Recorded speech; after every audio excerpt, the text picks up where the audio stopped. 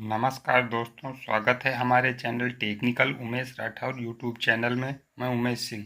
बिना किसी ट्रांसफार्मर के प्रयोग से बना आउटपुट का सर्किट डायग्राम। ये रेडियो का सर्किट डायग्राम है, आवाज़ वाला आउटपुट का। पहले रेडियो ट्यूब वाले चलते थे, फिर ट्रांजिस्टर वाले चलने लगे, बाद वर्तमान में अभी आईसी वाले रेडियो प्रयोग किए जा रहे हैं। तो इसमें 4 ट्रांजिस्टर प्रयोग किए गए हैं, 1 2 3 और ये 4। इसको ड्राइवर ट्रांजिस्टर बोलते हैं। ठीक है, ये एम्पलीफायर ट्रांजिस्टर है। ठीक है, ये ड्राइवर ट्रांजिस्टर BC 148A है और ये BC 148B है।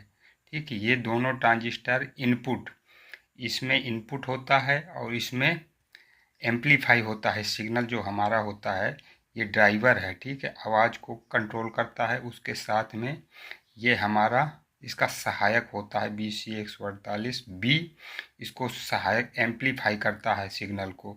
इसके बाद जब ये सिग्नल एम्पलीफाई हो जाता है तो ये आउटपुट के लिए भेज देते हैं। आउटपुट ट्रांजिस्टर यानी AC 127 और AC 128 ये आउटपुट ट्रांजिस्टर हैं दोस्तों। ये पूरी हमारी निगेटिव लाइन है।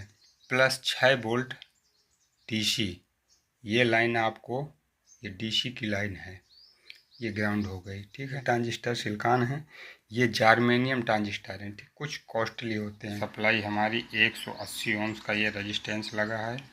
इसके बाद दोस्तों ये सप्लाई को फिल्टर करने के लिए देखिए 220 UF का 16 वोल्ट का एक इलेक्ट्रोलाइटिंग एक कंडेंसर ग्राउंड है। इस तरह हमारे स्पीकर का एक वायर ये जुड़ा हुआ है इस रेजिस्टेंस, ये देखिए। ये दूसरा वायर ये देखिए यहाँ से, फिर ये 220 UF 16 वोल्ट का एक इलेक्ट्रोलाइटिंग कंडेंसर है।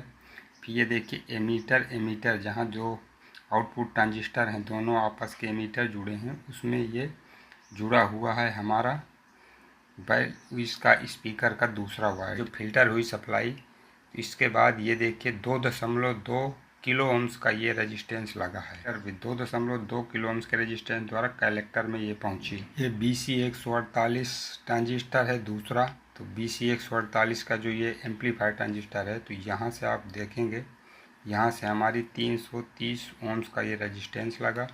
फिर ये सप्लाई देखिए HD50, ये एक डायोड है, हमारे कलेक्टर में पहुंची। आउटपुट ट्रांजिस्टर में देखिए ये हमारी पॉजिटिव लाइन है, यहाँ से ये देखिए कलेक्टर में 3.2 वोल्ट ये हमारी सप्लाई आई। इस कलेक्टर से निकलती हुई दोस्तों एमीटर में आई 3.1 वोल्ट, और दूसरे ट्रांजिस्टर AC 128 के एमीटर में भी दोनों पॉइंट आपस में जुड़े हुए हैं। एमीटर में इसको कलेक्टर में मिली, कलेक्टर से इसको एमीटर में मिली। AC 128 के एमीटर में, AC 127 के कलेक्टर में सप्लाई मिली।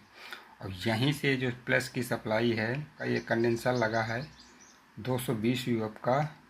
तो यहाँ से ये सप्लाई देखिए कंडेंसर लगने की वजह से माइनस हो गई, और यहाँ ये स्पीकर में देखिए चला गया है प्लस का। यहीं से देखिए ये वायर स्पीकर से एक लगता हुआ ये सप्लाई से जुड़ा 330 ओम का रेजिस्टेंस लगा है। फिर इसके द्वारा 150 ओम का ये इसमें कन्वर्ट करता है। फिर ये बेस में भी गया है, 82 ओम का रेजिस्टेंस लग के इसके भी बेस में गया है।